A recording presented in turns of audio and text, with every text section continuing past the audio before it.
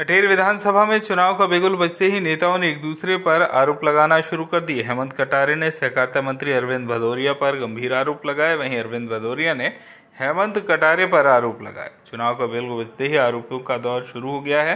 हेमंत कटारे ने कहा कि यदि मंत्री जी ने क्षेत्र में कार्य कराए होंगे तो आज वोट मांगने की आवश्यकता नहीं पड़ती। बीजेपी पार्टी झूठ की बुनियाद पर खड़ी है, उनका तो काम है नारियल फोड़ने का। कटारे ने अभी कहा कि यदि विकास के कार्य हैं तो उन्हें ज़मीनी स्तर पर जाकर देखें और जनता के बीच जाकर पूछें। जनता कहती है यहाँ कोई विकास के कार्य नहीं हुए, केवल क्षेत्र में नारियल फोड़ने का काम मंत्री के द्वारा किया गया। हेमंत कटारे ने अभी कहा कि दद्दा टैक्स क्या है। दद्दा टैक्स अटेर की जनता से टैक्स वसूला गया है। जब इस विषय में देवेंद्र सिंह से पूछा गया तो उन्होंने बताया जो दलाल किस्म के लोग थे उन लोगों को मैंने अटेर से भगाया, इसलिए इन्हें दुख होता है।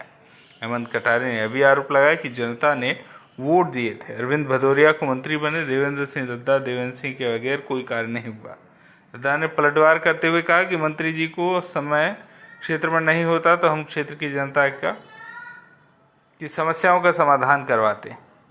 अब यही लोगों को बुरा लगता है तो मैं क्या करूं, मेरी जनता है, मैं तो जनता के पास जाऊंगा। दद्दा ने यह भी कहा कि मैं और मेरा भाई अरविंद सिंह दोनों ही जनता के तेल लगाएंगे और जनता से आशीर्वाद भी लेंगे। वही कहा कि जिस दिन अटेर की गिनती हो जाए उस दिन हमसे आकर मिलना, उस दिन हम बताएंगे कि अटेर में विकास हुआ है या नहीं। हेमंत कटारे ने यह भी कहा कि विकास के नाम पर जो किताब छपवा कर गाँव गाँव बांट रही है, आपने जब विकास किया है तो किताब को गाँव गाँव बांटने की आवश्यकता नहीं। अरविंद सिंह भदौरिया के द्वारा एक पुस्तक छपवाई गई है, उस पुस्तक में अटेर के विकास कार्य गिनाए गए हैं। अरविंद भदौरिया ने पलटवार करते हुए कहा कि अटेर में कोई भी प्रत्याशी आ जाए, मेरी तो बहुत अच्छी जीत हो रही है। मेरा कहना है भारतीय जनता पार्टी दुनिया का सबसे बड़ा संगठन है। ताकत जब तक है कि पेड़ से पत्ता लगा रहे, तो पेड़ से पत्ता लगा रहता है तो उसमें ऊर्जा रहती है, जिंदा रहता पत्ता। पेड़ से अलग होने के बाद पत्ता जैसे मुरझा जाता है, उसी प्रकार से बाकी लोग मुरझा जाएंगे।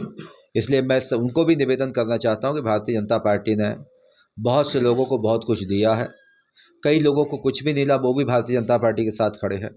तो मेरा उनसे आग्रह भी है कि भारतीय जनता पार्टी के साथ चलें, विकास के साथ चलें, आशा और विश्वास के साथ चलें। इसलिए मुझे लगता है इसका कोई बहुत ज़्यादा असर भारतीय जनता पार्टी पर पड़ने वाला नहीं है। वहीं हेमंत कटारे ने चुनाव आयोग को पत्र भी लिखा है, थाना प्रभारियों को लिखा है, तो मंत्री के आदेश पर थाना प्रभारी बने हैं, चुनाव में गड़बड़ी करेंगे, क्या कहेंगे? ये उनका अंदर का भय है। जनता जनार्दन के बीच से चुनाव होता है, जनता के वोट की आवाज़ से चुनाव होता है।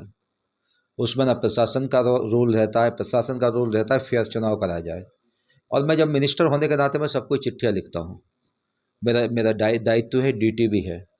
तो ऐसे तो मुझे लगता है कि 50% 60% हमारे जो कलेक्टर वगैरह एसपी है वो भी किसी न किसी द्वारा स्वाभाविक रूप से पत्र में नोट शीट में गए भी होंगे। तो ये आरोप निराधार है, निरर्थक है। मैं उन माननीयों से निवेदन करना चाहता हूं, बड़े आग्रहपूर्वक और प्रेम पूर्वक, कोई आलोचनात्मक ढंग से नहीं, कोई आवेश में आके ढंग से नहीं। अटेर विधानसभा में किसी भी माई ने ऐसा लाल पैदा किया हो जो आके ये कह दे किसी के में 5 पैसे का या कोई भी हाँ, मैंने टैक्स के रूप में दद्दा ने अटेर विधानसभा टैक्स बंद किया है, दलालों की दलालियां बंद कर दी हैं, घूसखोरों की घूसखोरी बंद कर दी है, भ्रष्टाचारियों पे अंकुश किया है और गुंडों पे भी अंकुश लगाया है। आज के पहले टैक्स की बात कर रहे, जिसके पास कुछ होता नहीं तो वो अपना गंजा अपना सर हो जाता है, वही बात उनकी है। आज वो बताएं पूज्य उनके पिताजी और उन्होंने क्या क्या किया है, ताकि छाती ठोक के ये कह सके कि मेरे कार्यकाल में ये काम हुआ है। मैं उनके ही बारे में कहना चाहता हूं, जब माननीय मनेपुरा से चलते थे भिंड के लिए तो प्रतापपुरा होके आते थे या भिंड होके माननीय आते थे। जब भैया ने माननीय अरविंद भदौरिया ने ये कदम उठाया कि सुरपुरा से लेके परा तक की रोड बनाएंगे, 2008 में कहा था, तो उनके पूज्य पिताजी ने कहा था उनके पिताजी भी बनवा दें, क्योंकि उनकी भावना ऐसी थी, फूट डालो राज करो की।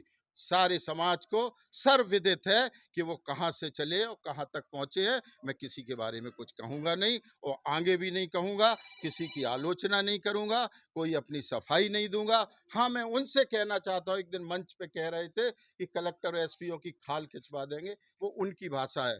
मैं उन एक मुरैना में एक उनका समाज का सम्मेलन हुआ था। उस सम्मेलन में कह रहे थे कि राजनीति मेरे जूते की नोक पे है। देवेंद्र भदौरिया और देवेंद्र भदौरिया का परिवार और देवेंद्र भदौरिया का हमारी राजनीति अटेर विधानसभा के देवतुल्य जनता के चरणों में है। वहीं दूसरा आरोप लगा है कि जी। अरविंद भदौरिया को वोट दिए गए हैं दत्ता मंत्री। बिल्कुल ठीक बात कर रहे हैं। ये हमारे परिवार की सेवा भाव है।